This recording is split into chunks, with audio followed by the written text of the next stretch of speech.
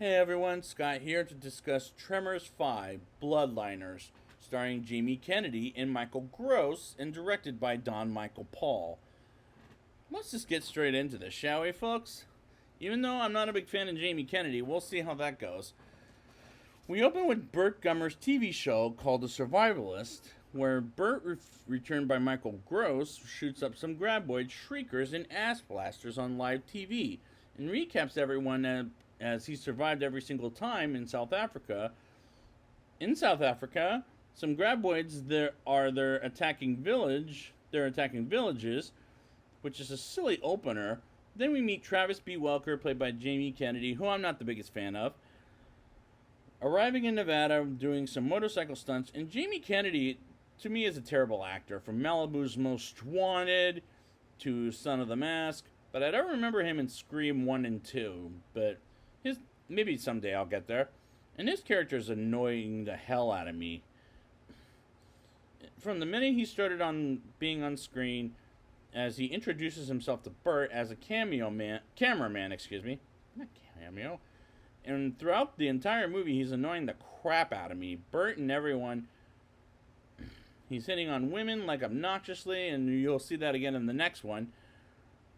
And he calls Burt Pops throughout the movie.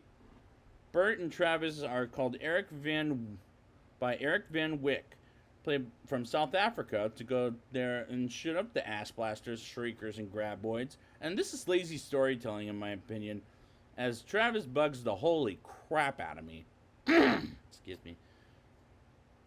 They get to South Africa and the Magolies Mountains as we meet Johan Dreyer, who looks like Toad from X-Men Days of Future Past, and Taba in one scene, and the other Dr. Nandi Montebo. And as this introduction begins, we see graboids attacking Dr. Michael Swan, and Lucia are attacked by a graboid, and the people we were just introduced to and to check out the crime scene. And I'm pretty damn bored at this point. Some ass blasters attack the camp while everyone else is partying, but not Burt. He's always prepared to tell the whole village to evacuate, while Burt gets some of them to prepare for battle, which sounds preposterous. Burt, Eric, and Johan find the ass blasters colony and shoot their asses up, until Eric betrays them and takes the heart and leaves Burt to die in a cage that they brought in to die in. Burt goes crazy in the cage and briefly brings up Heather, his wife from the first film, by the way, and drinks his own pee, which makes me throw up like this. And is encountered by a lion as it pees on him, which was gross.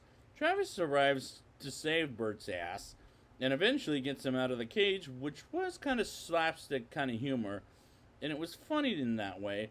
The ass blasters attack the village, and Nandi and a couple of others leave the village after being attacked. Meanwhile, Burt and Travis find Eric, and they go on the rocks while being attacked by graboids, and Eric is killed by a graboid, serves him right. Burt and Travis are on a rock together as we learn they're going after an egg, and Travis blows a cave full of graboids up, and Burt is the father of Travis, which explains why Jamie Kennedy is in the next one. God damn it. Excuse my French.